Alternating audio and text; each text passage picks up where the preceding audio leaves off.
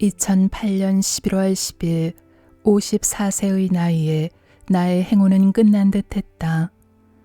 나는 희귀한 질병에 걸려 7일간 혼수 상태에 빠졌다. 이 동안에 나의 대뇌 심피질, 즉 우리를 인간이게끔 해주는 뇌의 겉표면이 기능을 멈춰버렸다. 그것이 작동하지 않았으니 사실상 뇌가 부재하는 상태였다. 우리의 뇌가 부재하면 우리 자신도 부재하는 격이다. 지난 수년간 신경외과 의사로서 나는 신기한 경험을 한 사람들의 이야기를 많이 들었다. 대개는 심장마비가 일어난 후였는데 신비롭고 놀라운 풍경 속을 여행했다거나 죽은 가족들과 대화했다거나 심지어는 신을 직접 만났다는 경우도 있었다. 물론 멋진 일들임에는 틀림없었다. 하지만 내 견해로 이 모든 것은 순전히 환상이었다. 이토록 자주 보고되는 그들의 내세 경험은 무엇이 원인인 걸까? 나는 그것을 뇌에 기반한 현상이라고 보았다. 의식에 관한 모든 것이 그러하다. 뇌가 작동하지 않으면 우리는 의식할 수가 없다. 왜냐하면 뇌는 애당초 의식을 만들어내는 기계이기 때문이다. 기계가 고장나면 의식도 멈추는 것이다. 뇌의 실제 작동 방식이 얼마나 복잡하고 신비한가와는 상관없이 실상은 이렇게 단순하다. 전원 코드를 뽑으면 텔레비전도 꺼진다. 당신이 얼마나 즐겼든지 간에 쇼는 끝이 난다. 나는 뇌가 꺼지는 일을 직접 당해보기 전까지는 위와 같은 식으로 말해왔다. 혼수 상태였을 때 나의 뇌는 제대로 작동하지 못한 것이 아니라 전혀 작동하지 않았다. 아마도 이것이 내가 그때 경험한 임사 체험의 깊이와 강도의 원인이었으리라고 지금 생각한다. 보고된 임사 체험들의 상당수는 잠시 동안 심장이 멈추었을 때 발생했다. 이 경우에 대뇌 신피질은 일시적으로 비활성화되지만 대략 4분 이내로 심폐소생술을 하거나 심장 기능을 재활성화해서 혈액의 산소 공급을 회복시킬 경우 크게 손상되지는 않는다. 하지만 내 경우에는 대뇌 신피질이 이미 꺼져버린 상태였다. 물리적 뇌의 한계에서 벗어나 완전히 독립적으로 존재하는 의식의 세계와 직면하게 된 것이다. 어둠 속에서 무언가가 나타났다. 그것이 천천히 돌면서 황금빛의 새하얀 가는 빗줄기들을 바람에 따라 내 주위의 어둠은 점점 부서지면서 떨어져 나가기 시작했다. 그러자 새로운 소리가 들렸다. 최고로 화려하고 최고로 구성진, 지금껏 들어본 어떤 음악보다도 더 아름답고 생생히 살아있는 사운드였다. 순백색의 빛이 내려옴과 동시에 그 소리가 점점 더 커지더니 여태까지 나와 함께했던 그 유일한 단조롭고 기계적인 박동 소리는 더 이상 들리지 않았다. 그 빛은 점점 더 가까이 다가와 주변을 회전하면서 순백색의 빗줄기들을 내뿜었다. 자세히 보니 빗줄기들은 여기저기에 황금색을 띠고 있었다. 그런 후 빛의 한 중앙에서 다른 무언가가 나타났다. 나는 최대한 깨어있는 의식으로 그것이 무엇인지 알아내려 했다. 열려있는 구멍이었다. 나는 더 이상 천천히 회전하는 빛을 바라보고 있는 것이 아니라 그 안에 있었다. 이 사실을 이해한 순간 나는 상승하기 시작했다. 그것도 아주 빨리. 휙 하는 소리가 났고 나는 순식간에 그 구멍 속으로 들어가 완전히 새로운 세상에 놓이게 되었다. 내가 지금껏 보지 못했던 가장 이상하고 가장 아름다운 세상이었다. 찬란하게 빛나고 생기가 넘치고 황홀하고 너무나 아름다운 이 세계가 어떻게 보이고 어떻게 느껴지는지를 묘사하기 위해 온갖 형용사들을 다 나열한다 해도 결코 그것에 미치지 못할 것이다. 나는 내가 태어났다고 느꼈다. 다시 태어났다는 뜻이 아니라 그냥 태어났다. 내 아래로는 전원 풍경이 펼쳐졌다. 푸르고 무성하게 우거진 지구의 모습 같았다. 그것은 지구였다. 하지만 동시에 아니었다. 마치 부모님이 내가 아주 어릴 때 몇 년간 살았던 장소로 데려다 준 듯한 느낌이랄까. 내가 알지 못하는 장소이다. 적어도 모른다고 생각된다. 하지만 주변을 돌아보니 무언가에 끌리는 기분이고 마침내 내 안의 어떤 부분이 아주 깊은 한편에서 이 장소를 기억하고 있어 여기로 다시 돌아온 것을 기뻐하고 있음을 발견하게 된다. 나는 날고 있었다. 나무들, 들판, 시냇물, 폭포, 그리고 여기저기에 사람들이 보였다. 웃고 노는 아이들도 있었다. 사람들은 둥글게 모여서 노래를 하고 춤을 췄고 그들만큼이나 즐거워 보이는 개가 깡충깡충 뛰어다녔다. 그들은 단순하면서도 아름다운 옷을 입고 있었는데 주변의 만발한 꽃과 나무들이 지닌 따뜻한 생명력이 옷 색깔에서도 똑같이 느껴지는 듯했다. 믿을 수 없을 만큼 아름다운 꿈의 세상. 그런데 꿈이 아니었다. 나는 내가 어디에 있는지 심지어는 내가 무엇인지도 몰랐지만 한 가지만은 확실했다. 내가 갑자기 놓인 이곳은 실제 현실이었다. 실제라는 단어는 의미가 다소 추상적이어서 내가 묘사하고자 하는 것을 전달하는데 정말 너무나 쓸모가 없다. 어린 나이가 되어 어느 여름날 극장에 갔다고 상상해보자. 영화가 훌륭해서 앉아있는 동안 어쩌면 재미있었을 것이다. 하지만 영화가 끝난 후에 극장 밖으로 나왔더니 한여름의 강렬하고 생기 넘치는 따뜻한 오후가 맞이하고 있다. 이런 공기와 햇살을 느끼는 순간 도대체 왜 어두운 극장 속에서 이렇게 멋진 날씨를 낭비했는지 안타까워하게 될 것이다.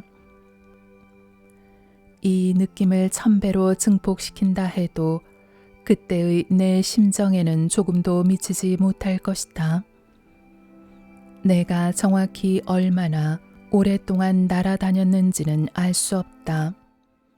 그곳에서의 시간은 우리가 지상에서 경험하는 단선적인 시간과 달라서 다른 모든 양상들도 그러하지만 정말 묘사하기가 너무나도 어렵다. 그런데 어느 순간인가 내가 혼자 있는 게 아니라는 걸 깨달았다. 누군가 내 옆에 있었다. 광대뼈가 도드러진 푸른 눈의 아름다운 여자였다. 그녀는 아까 그 아랫마을에 있는 사람들과 비슷한 농부 같은 옷을 입고 있었다. 황갈색의 긴 머리가 그녀의 사랑스러운 얼굴과 조화를 이루었다. 우리는 함께 어떤 물체의 표면 위를 타고 있었다. 그것은 이루 말할 수 없이 생생한 색채를 띤 복잡한 무늬를 가진 나비의 날개였다. 사실은 수백만 마리의 나비들이 우리 주변에 있었다. 거대한 파도를 이루는 무수한 퍼덕거림이 아래쪽에 푸른 나무들 속으로 들어갔다가 다시 나와서 우리에게로 돌아오곤 했다. 나비들이 각각 별개로 누니는 것이 아니라 모두가 한 몸이 되어 마치 거대한 생명과 색채의 강물이 되어 하늘을 가로질러 날고 있었다. 우리는 둥근 고리 모양의 편대 비행으로 여유롭게 만발한 꽃들을 지나쳤다.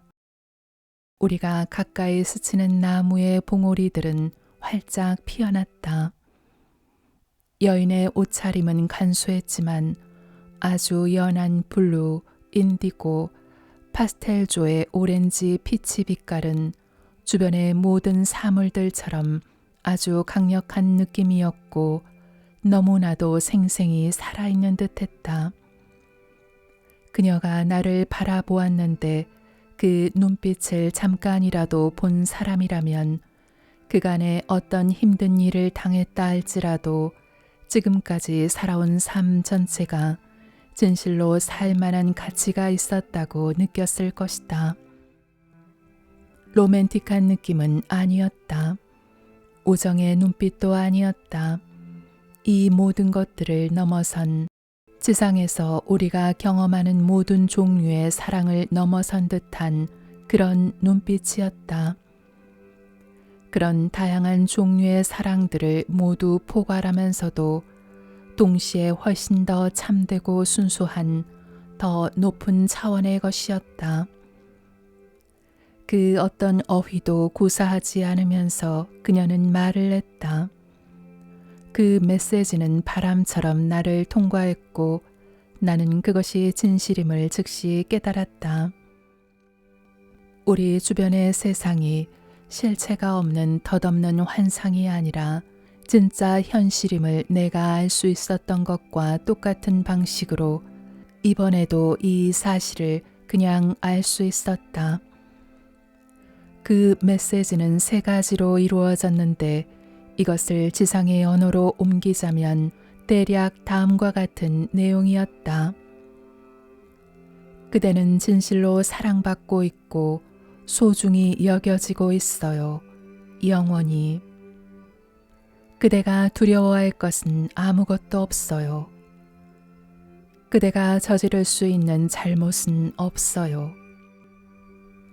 엄청나게 깊은 안도감이 거대한 파도처럼 밀려왔다. 마치 평생 동안 전혀 이해하지 못한 채로 해온 인생이라는 게임의 규칙을 건네받은 것 같았다. 우리는 여기서 많은 것을 보여줄 거예요. 그녀는 이번에도 실제 단어를 사용하지 않고 그것의 개념적 본질을 직접적으로 전했다. 하지만 결국에는 다시 돌아가게 될 거예요. 나는 오직 한 가지가 궁금했다. 어디로 돌아간단 말인가? 지금 이 글을 쓰는 사람이 어떤 사람인지 기억해 주기 바란다. 나는 순진한 감상주의자가 아니다. 나는 죽음이 어떤 모습으로 다가오는지 알고 있다. 상태가 좋을 땐 같이 대화도 하고 농담도 주고받았던 사람을 살려내려고 수술대에서 여러 시간 사력을 다했으나 결국은 생명력을 잃은 물체가 되어버렸을 때의 기분이 어떤지 알고 있다. 나는 고통이 무엇인지 안다. 사랑하는 사람이 죽는다는 것을 상상도 할 수 없었던 이들이 실제로 사랑하는 사람을 잃었을 때 불러도 응답 없는 그 상황의 비통함이 뭔지 나는 알고 있다. 나는 내 몸의 생물학적 메커니즘을 알고 있고 물리학자는 아니더라도 만만하게 여길 실력은 아니다. 나는 환상과 현실의 차이를 알고 결코 만족할 만한 수준의 묘사는 아니지만 희미하게나마 어떻게든 내가 당신에게 설명해 주려는 이 경험이 내 인생에서 가장 실제적인 경험이라는 것을 알고 있다. 사실 현실 영역에서 그것과 경쟁이 될 만한 유일한 것은 그 다음에 나타났다. 그러는 동안 나는 구름 속에 있었다.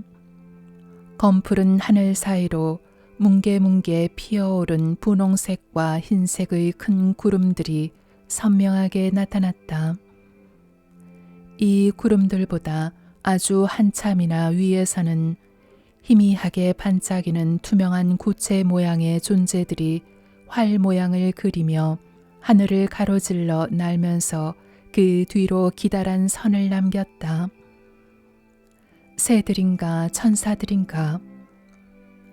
이들 단어는 내가 나중에 기억을 적어둘 때 떠오른 것들이다. 하지만 그 어떤 말로도 이들을 설명할 순 없다. 이들은 내가 지상에서 알았던 그 무엇과도 전혀 달랐다. 그들은 더 진보된 고차원의 존재들이었다. 거룩한 성가처럼 거대하게 울리는 사운드가 위쪽에서 들려왔다. 나는 혹시 날개 달린 존재들이 내는 소리인가 싶었다. 나중에 든 생각인데 이 존재들은 높이 날아오를 때 느끼는 희열이 무척이나 큰 나머지 이런 소리를 낼 수밖에 없었던 게 아니었을까. 이런 식으로 발산하지 않고서는 그 기쁨을 누릴 수 없었던 것은 아니었을까. 그 사운드는 거의 물리적으로 만져지는 것만 같았다. 마치 내리는 비를 피부로 느낄 수는 있어도 그 비가 나를 젖게 하지는 않는 그런 느낌이었다. 그곳에서는 보는 작용과 듣는 작용이 별개로 분리되어 있지 않았다. 나는 저 위에 있는 재기 넘치는 존재들의 아름다운 은빛 몸을 들을 수 있었고 희열의 극치로 물결치는 그들의 노래를 볼 수 있었다. 그 세계에서는 무언가를 보거나 들을 때 이미 그것의 일부가 된 채로 어떤 신비로운 방식으로 그것과 하나가 되어 보고 듣는 것 같았다. 지금의 관점에서 다시 말하면 나는 여러분이 그 세계에 있는 그 어떤 대상도 볼 수 없다고 말하고 싶다. 왜냐하면 대상이라는 말 자체가 분리를 전제로 하는 것인데 그곳에는 그런 분리가 없었기 때문이다. 모든 것은 구별되면서도 다른 모든 것의 일부였다. 무늬가 서로 뒤섞인 채로 화려하게 펼쳐져 있는 페르시아 양탄자나 나비의 날개에서처럼 말이다. 따뜻한 바람이 불어왔다. 마치 최고로 화창한 여름날에 바람이 나무 잎사귀들을 희롱하며 천상의 물처럼 부드럽게 흐르는 듯했다. 신성한 산들바람이었다. 그것은 내 주변의 모든 것을 보다 높은 옥타브, 보다 높은 진동수로 바꿔주었다. 비록 그때 나는 아직 언어 기능, 즉 적어도 우리가 지상에서 생각하는 그런 언어 기능이 미약한 상태였지만 무언의 의문들이 들기 시작했다. 이 바람에 대해서 그리고 배후에서 작업하고 있다고 느껴진 신성한 존재에 대해서 여기가 어디지? 나는 누구지? 내가 왜 여기에 있지? 내가 질문을 던질 때마다 마치 파도가 내게로 와 부서지면서 빛과 색채와 사랑과 아름다움이 한꺼번에 폭발하듯이 답은 즉각적으로 주어졌다. 이러한 폭발들이 단지 나를 압도함으로써 질문을 무마한 것은 결코 아니었다. 그러한 폭발들은 실제로 질문에 대한 답을 주었다. 하지만 언어를 넘어선 방식을 통해서였다. 생각들이 직접적으로 내게 들어왔다. 하지만 지상에서 경험하는 그런 생각들이 아니었다. 애매하고 실체가 없거나 추상적인 것이 아니었다. 이 생각들은 명확하고 즉각적인 것이어서 그 생각들을 받았을 때 내가 만일 지상에 있었다면 그 개념들을 온전히 이해할 때까지 여러 해가 걸렸겠지만 그 당시에 나는 힘들이지 않고도 즉시 이해할 수 있었다. 앞으로 계속 나아가자 나는 완전히 깜깜하고 무한하지만 여전히 한없이 편안하고 거대한 텅 빈 공간 속으로 들어가게 되었다. 칠흑같이 캄캄했는데도 동시에 빛이 넘쳐 흘렀다. 이 빛은 내 가까이에 있는 것 같은 황홀하도록 눈부신 고체에서 오는 듯했다. 앞에서 천사 같은 존재들이 불렀던 노래처럼 고체는 살아있는 듯 하면서도 고체같이 단단하기도 했다. 이상하게도 그때 처한 상황은 자궁 속에 태아가 존재하는 것과 유사했다. 태아는 말없이 영양을 공급해주는 태반과 더불어 자궁 속을 떠다니는데 태반이 연결해주는 어머니는 사방에 있으면서도 그 모습은 보이지 않는다. 여기서 어머니는 하느님, 창조주, 우주 만물을 있게 한 근원에 해당한다. 이 존재는 참으로 가까이에 있어서 나와 근원 사이에 일체의 틈이 없다고 느껴질 정도였다. 그러면서도 나는 창조주의 무한한 광대함과 그에 비해 내가 얼마나 하잘것없이 작은지를 느낄 수 있었다. 나는 하느님을 때때로 오미라는 대명사로 지칭하려 한다. 내가 혼수 상태에서 깨어난 후에 쓴 글들에서 이 표현을 처음으로 사용했기 때문이다. 전지전능한 조건 없는 사랑의 하느님과 관련해서 내가 들었다고 기억한 소리가 오미였는데 그 어떤 단어로도 사실상 표현하기 어려울 것이다.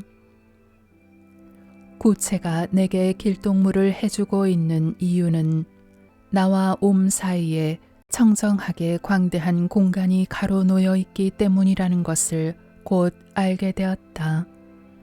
어찌 보면 완전히 이해하지 못했음에도 내가 확신할 수 있었던 것은 그 고체가 나를 둘러싼 이 엄청난 현존과의 사이에서 일종의 통역자 역할을 했다는 점이다.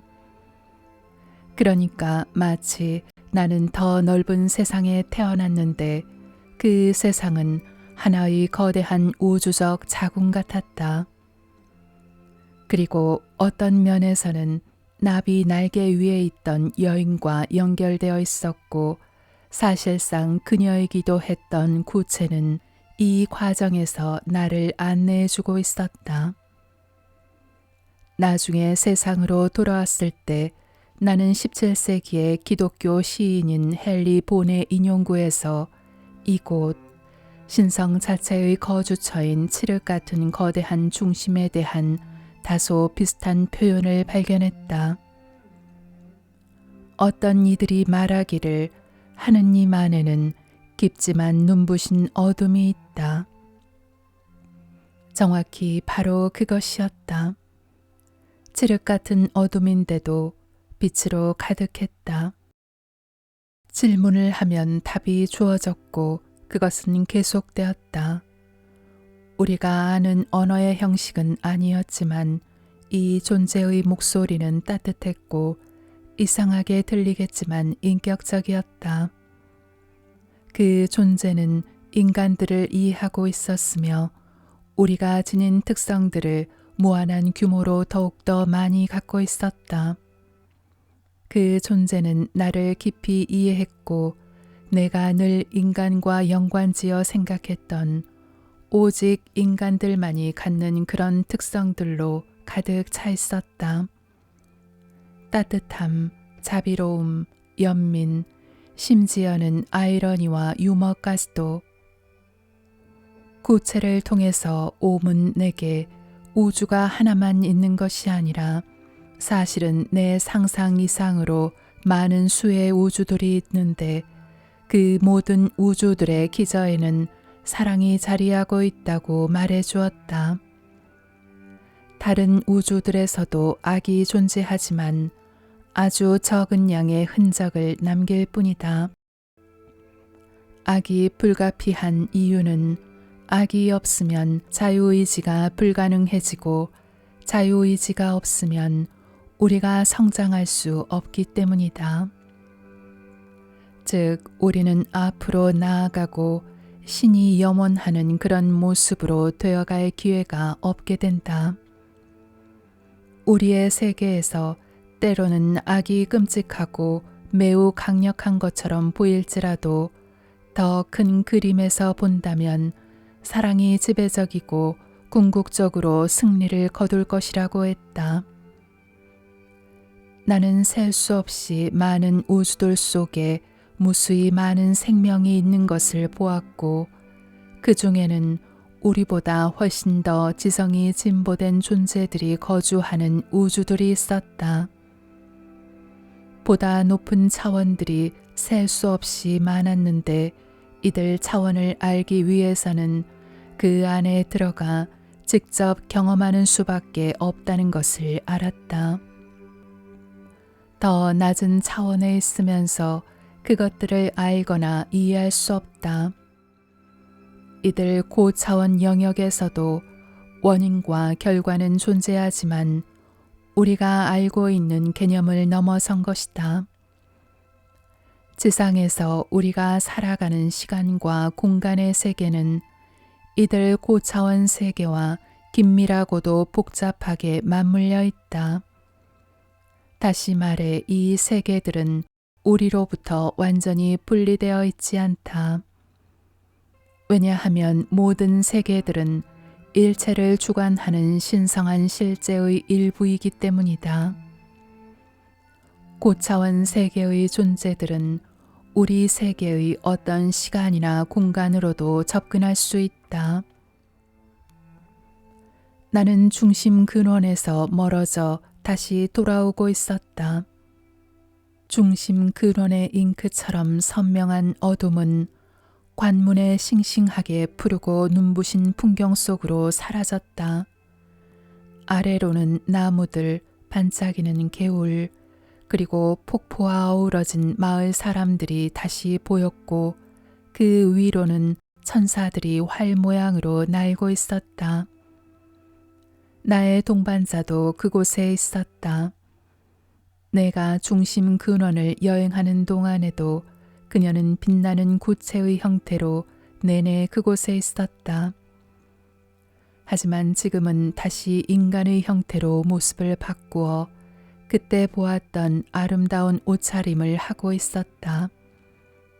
그녀를 다시 보자 나는 거대한 낯선 도시에서 길을 잃은 아이가 갑자기 낯익은 얼굴과 마주친 것 같은 기분이 들었다.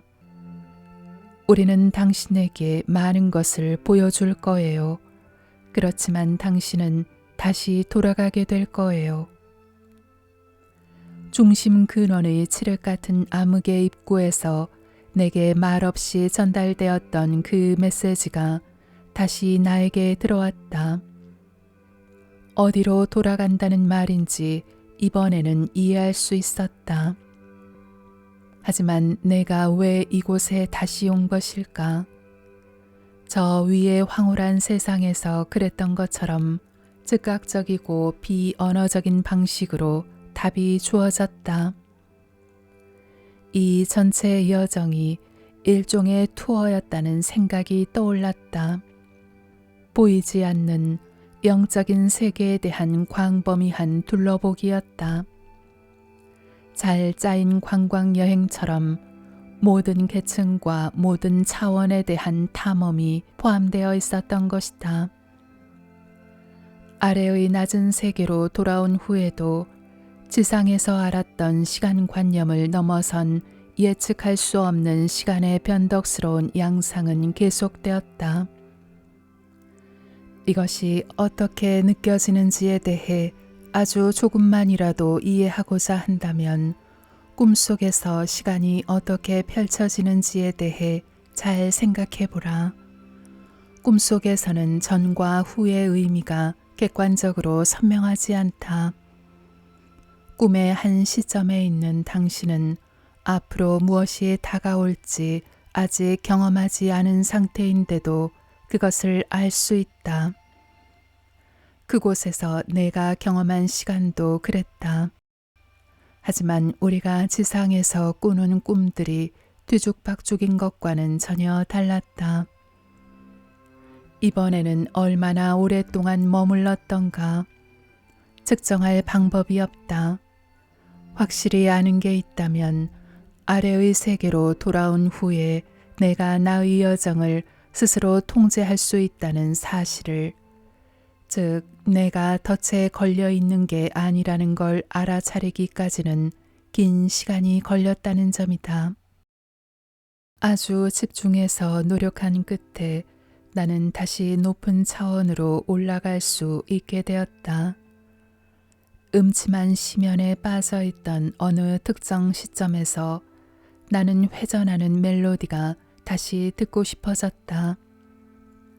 처음에 한동안 음을 기억해내려고 애를 썼더니 그때의 화려한 음악과 그 음악을 내뿜던 회전하는 빛의 구체가 내 의식 안에서 펼쳐졌다.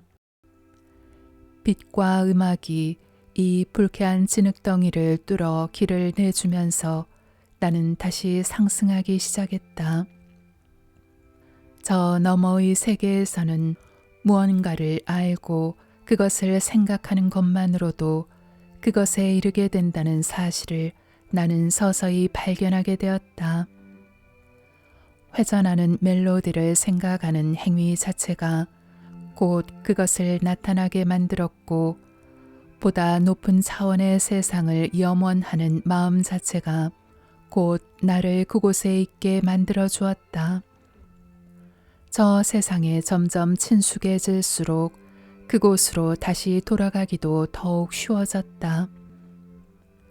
내 육체에서 벗어나 있던 동안에 나는 지렁이 시야의 세계에 속한 진창같이 어두운 지역에서부터 푸르게 빛나는 관문을 지나 중심 근원의 신성한 어둠에까지 이르기를 여러 번 왔다 갔다 했다.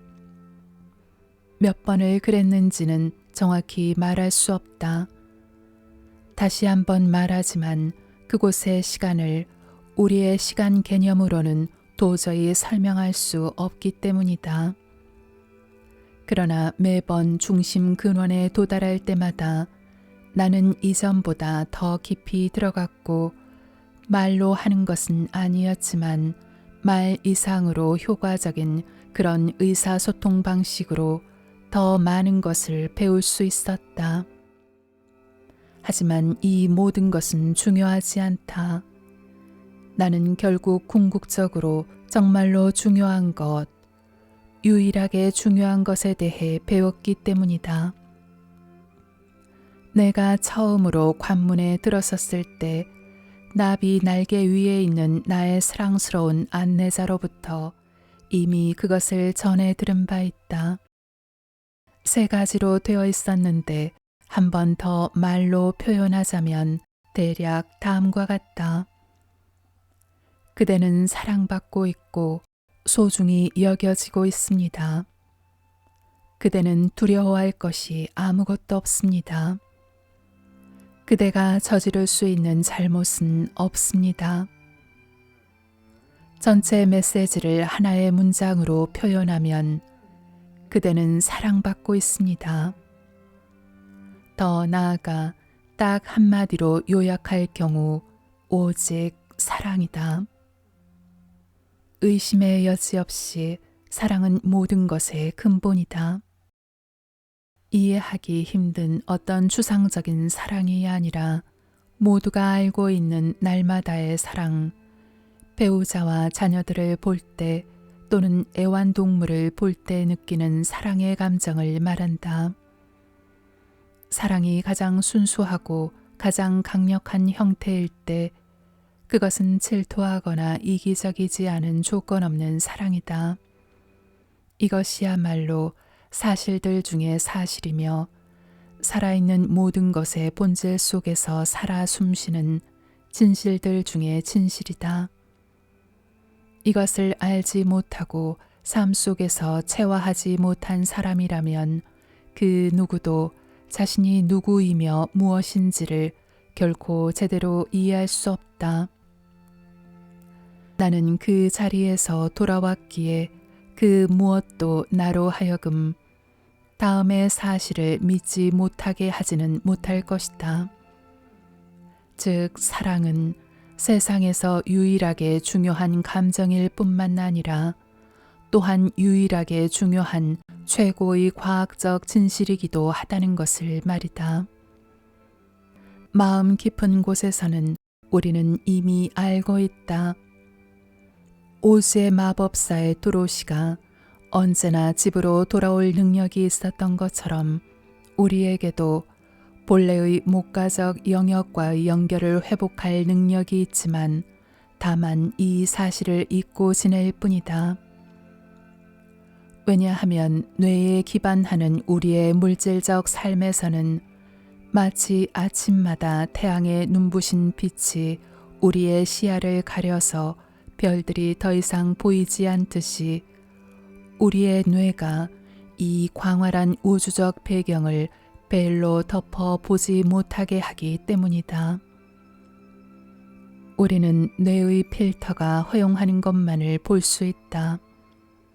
우리의 뇌는 특히 언어, 논리를 관장하는 좌뇌는 합리성에 대한 감각과 개인 또는 자아라는 인식을 발생시키는데 이것이 바로 우리가 더 높은 차원을 알고 경험하는 것을 방해하는 장애물이다.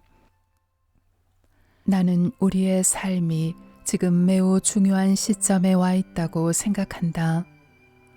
우리는 우리의 뇌가 온전히 작동하고 있는 동안에, 지상에 살아있는 동안에 높은 차원의 알을 더 많이 회복해야 한다. 내 여정을 통해 체험한 조건 없는 사랑과 수용은 결단코 내가 할 수 있는 최고로 유일하게 중요한 발견이며 그곳에서 배운 다른 교훈들의 보따리를 풀어내기 위해서도 가장 핵심적인 내용이다. 나는 또한 이 근간이 되는 메시지를 너무 간명해서 대부분의 아이들은 이미 선뜻 받아들이는 이 메시지를 사람들과 함께 나누는 일이야말로 내 삶의 가장 중요한 과제임을 가슴으로 느끼고 있다.